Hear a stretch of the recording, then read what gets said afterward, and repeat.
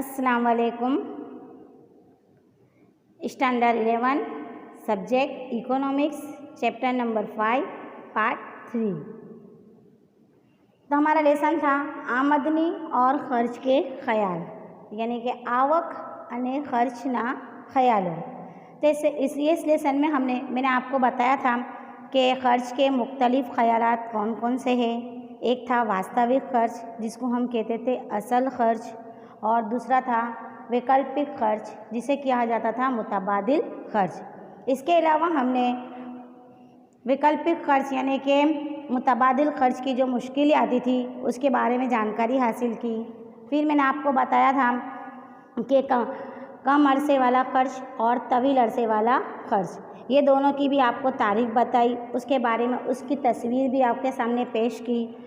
इसके अलावा मैंने आपको बताया था कि जो स्थिर खर्च और अस्थिर खर्च यानी कि साकिन खर्च और गैर साकिन खर्च, जैसा कि मैंने लिखाया था कि बरकरार रहने वाला खर्च और बरकरार ना रहने वाला खर्च, तो इसे हम क्या कहेंगे, साकिन भी कहेंगे और गैर साकिन भी कह सकते हैं। तो मैंने ज़्यादातर आपको याद रखने के लिए साकिन और गैर साकिन लिखा है। तो मैंने आपको बताया था कि गैर साकिन खर्च को मखसूस खर्च भी कहा जाता है। तो वो किसने कहा था, प्रोफेसर मार्शल ने, कि कहा था कि प्रोफेसर मार्शल अस्थिर खर्च ने मुख्य खर्च कहे छे, यानी कि प्रोफेसर मार्शल ने जो गैर साकिन खर्च है उसे ख़ास या मखसूस खर्च भी कहता है। अब इसके बाद हम देखेंगे कि ये बरकरार रहने वाला और गैर बरकरार रहने वाला खर्च, ये तमाम के बारे में हमने जानकारी हासिल की। आज हम देखेंगे कि कुल खर्च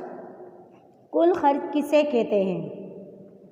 तो कारखानेदार का कुल बरकरार रहने वाला खर्च और कुल बरकरार ना रहने वाला खर्च का मजमुआ कुल खर्च कहलाता है, यानी कि उसकी अस्थिर और अस्थिर ये दोनों का मजमुआ कारखानेदार का क्या कहलाएगा, कुल खर्च कहलाएगा।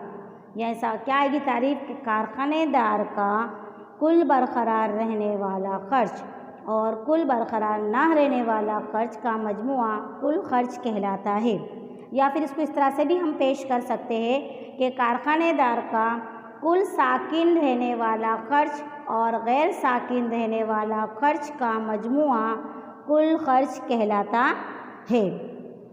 तो कुल खर्च यानी कि जो कारखानेदार हैगा उसका जो कुल खर्च है, यानी कि किस तरह से निकालेगा कि कारखानेदार अपना साकिन खर्च और गैर साकिन खर्च ये दोनों का जब प्लस करता है, यानी कि दोनों का मजमुआ करता है, तो उसे हम क्या कहते हैं, कुल खर्च कहते हैं। तो इस पर से हम इसका ज़ाब्ता भी बना सकते हैं। तो देखो मैंने आपके सामने ज़ाब्ता पेश किया है कि हो सकता है कि एक वाक्य में सवाल आ सकता है कि कुल खर्च न सूत्र लिखो।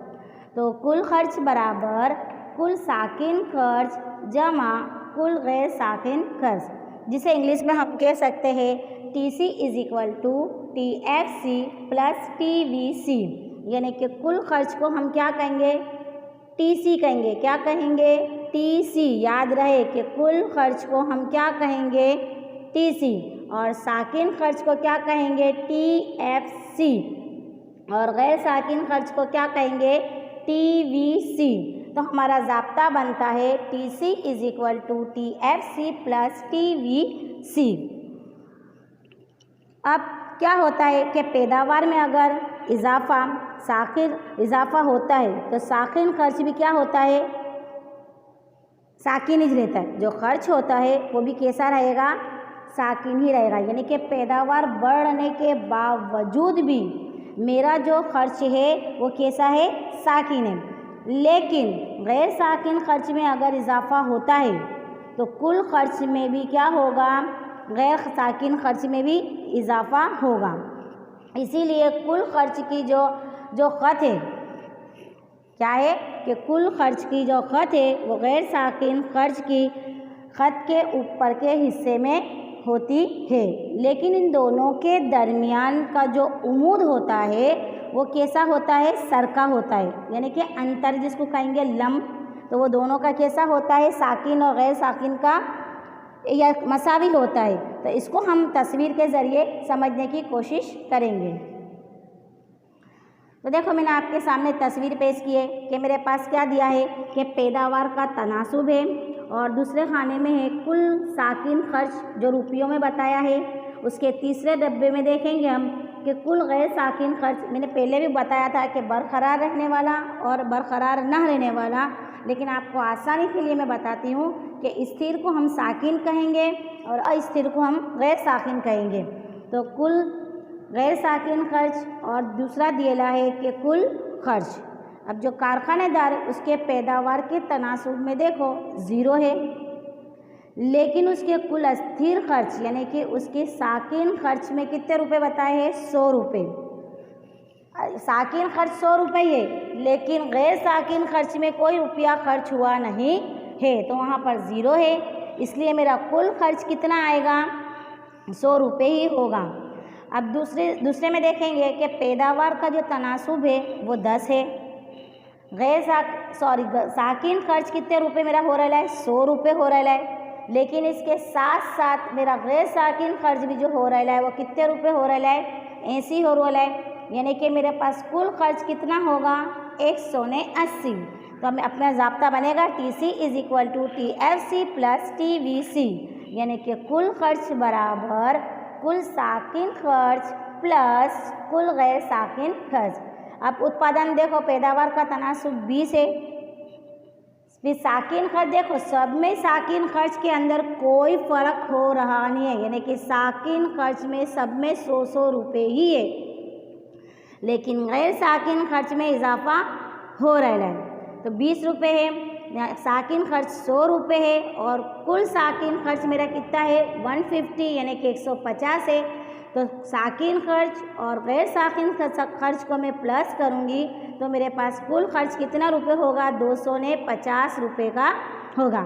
इसी तरह तीसरा देखो कि तनासुब कितना है? 30 रुपये।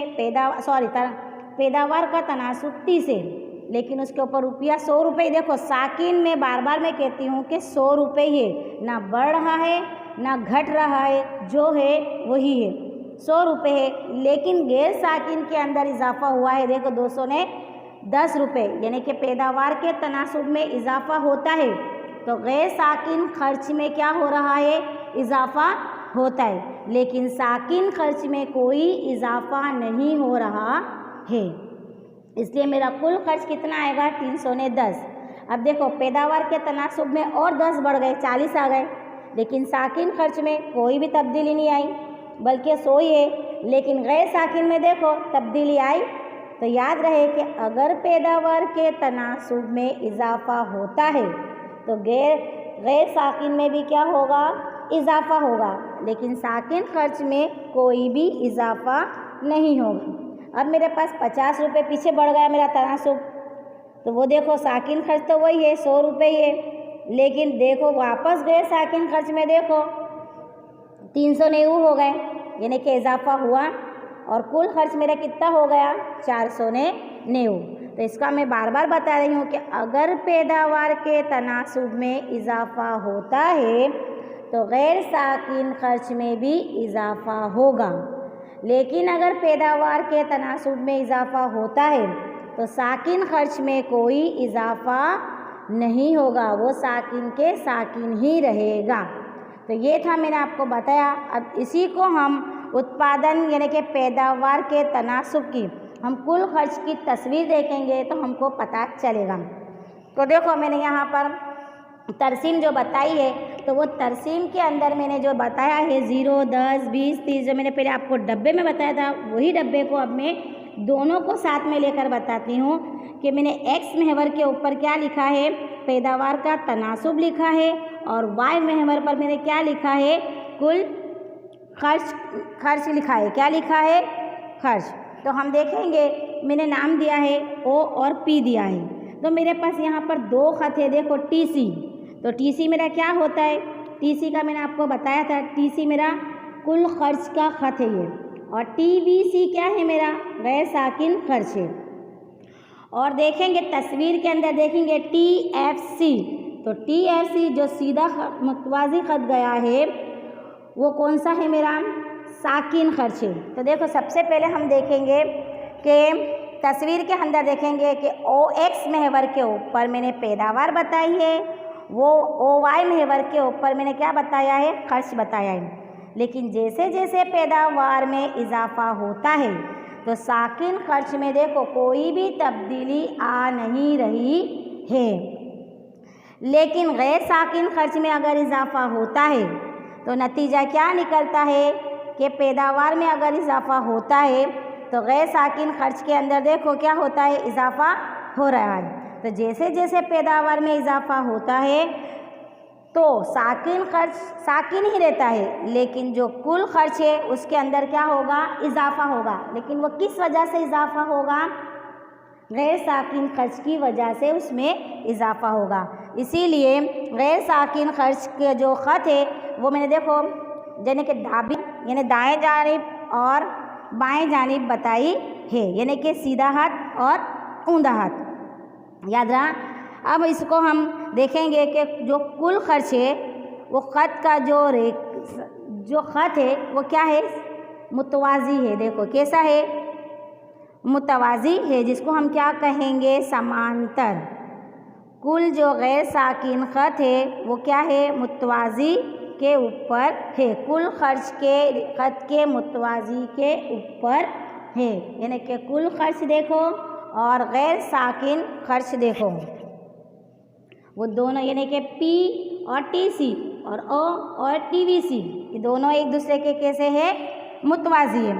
अब इससे ऐसा हमको पता चलता है कि अगर पैदावार सिफर होती है, पैदावार क्या होती है, अगर सिफर होती है, तस्वीर में हम देखेंगे कि देखो पैदावार सिफर होती है तो कुल गैर साकिन खर्च भी सिफर ही होगा। यानी कि कुल गैर साकिन खर्च यानी कि TVC जो मैंने बताया है ख़त, वो TVC भी क्या होगा, सिफर ही होगा।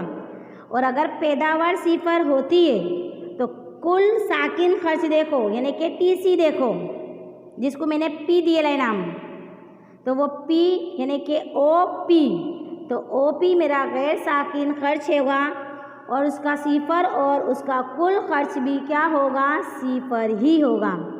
लेकिन अगर पैदावार OQ देखो, OQ1 जिस 10 के नीचे मैंने लिखा है, 10 के नीचे OQ लिखा है, तो OQ1 हो तब कुल साकिन खर्च क्या होगा, देखो QB1 होगा, Q1B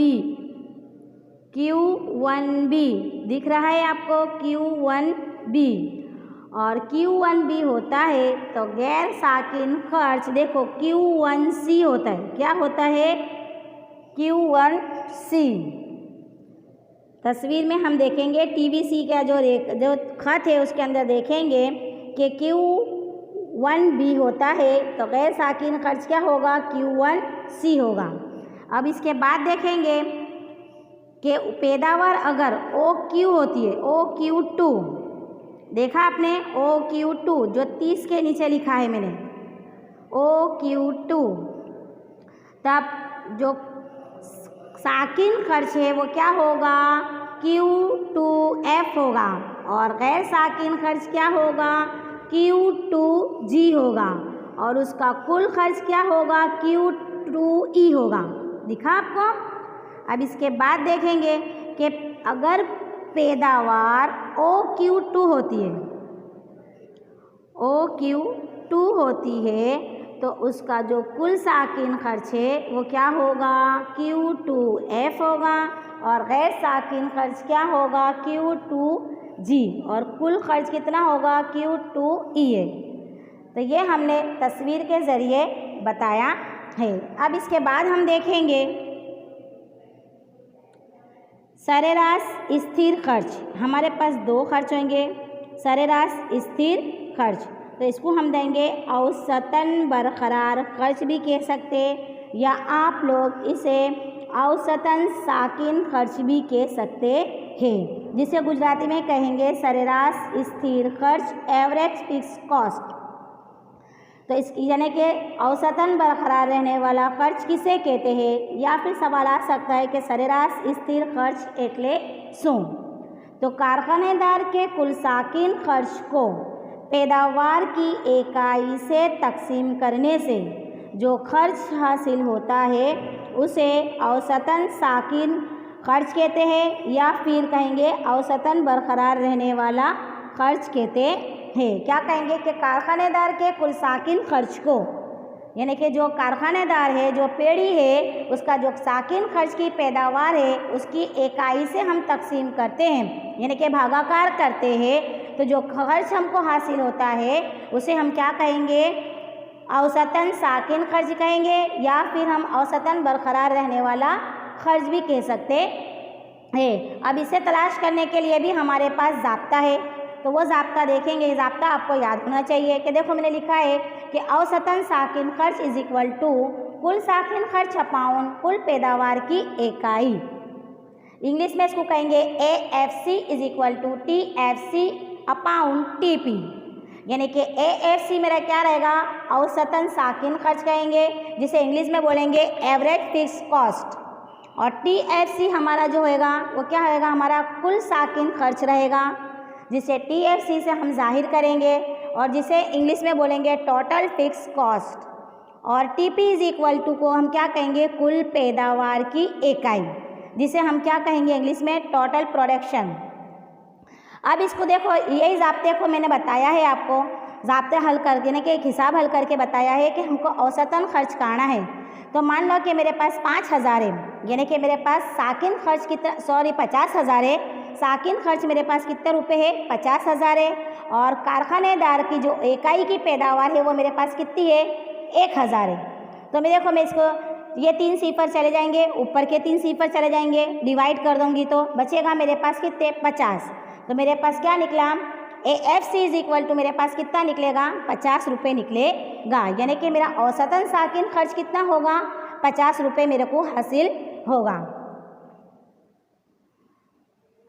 अब इसी को हम देखेंगे कि जैसे जैसे पैदावार में इजाफा होता है तो कुल साकिन खर्च में ज़्यादा से ज़्यादा इकाई के दरमियान में क्या होती है, तकसीम होती है। इसीलिए पैदावार में इजाफे से औसतन जो साकिन खर्च है वो क्या होता है, कम होता जाता है, और सरेराश जो साकिन खर्च की जो खत हैगा, जो उसकी जो खत है वो हमेशा मनफी होती है। ये याद रखिए कि सवाल आपको आ सकता है कि सरेराश स्थिर खर्चनी रेखा खाली जगह वाली होई छे, खाली जगह ढाल वाली होई छे, तो उसका जवाब क्या आएगा, ऋण आएगा। क्या आएगा, ऋण। तो जिसको हम उर्दू में कहेंगे मनफी, यानी कि माइनस।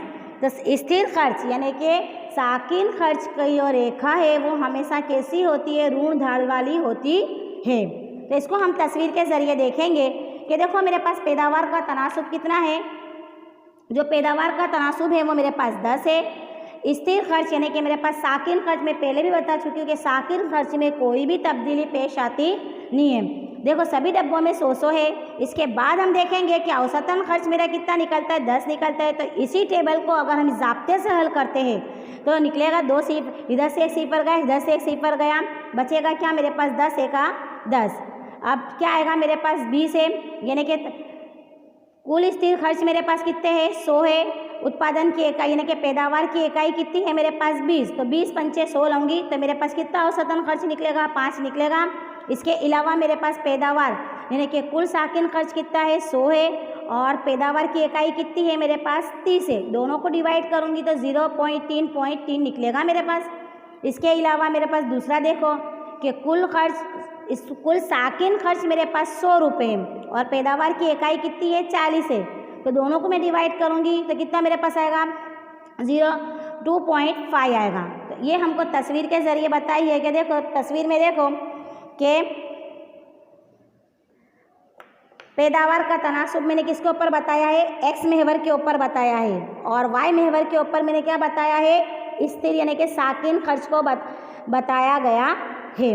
तो जैसे जैसे पैदावार के तनासुब में इजाफा होता है तो साकिन खर्च जो होगा वो क्या होता जाएगा, कम होता जाएगा। देखो 10, 5, 3, 2 आया ना, यानी कि क्या होता है कि पैदावार के तनासुब में क्या होता है, पैदावार के तनासुब में इजाफा होता है। देखो मेरे पास पैदावार का तनासुब 20 है तो मेरा जो सरेराश स्थिर खर्च है उसके अंदर कमी आई, देखो 5 है, जबकि उसके ऊपर देखो कि 10 है और 10 की जगह पर 10 ही गया, लेकिन उसके नीचे देखो कि 30 है, पैदावार का तनासुब मेरे पास 30 है, लेकिन औसतन मेरा साकिन खर्च है उसके अंदर देखो कमी आ गई है 3.3 है, जबकि ऊपर क्या था 5 था, नीचे क्या है 3.3। तो इसका मतलब ये हुआ कि जैसे जैसे पैदावार के तनासुब में इजाफा होता है तो औसतन साकिन खर्च में क्या होगा, कमी आएगी। और याद रहे कि उसकी जो रेखा है यानी कि इस औसतन साकिन खर्च की जो रेखा है वो कौन क्या आएगी, ऋण ढाल वाली आएगी। अब इसके बाद के पीरियड में हम देखेंगे अस्थिर खर्च के बारे में देखेंगे। अभी हमने क्या देखा, औसतन साकिन खर्च देखा, अब हम देखेंगे औसतन गैर साकिन खर्च किसे कहते हैं और वो क्या है, उसके बारे में हम जानकारी हासिल करेंगे।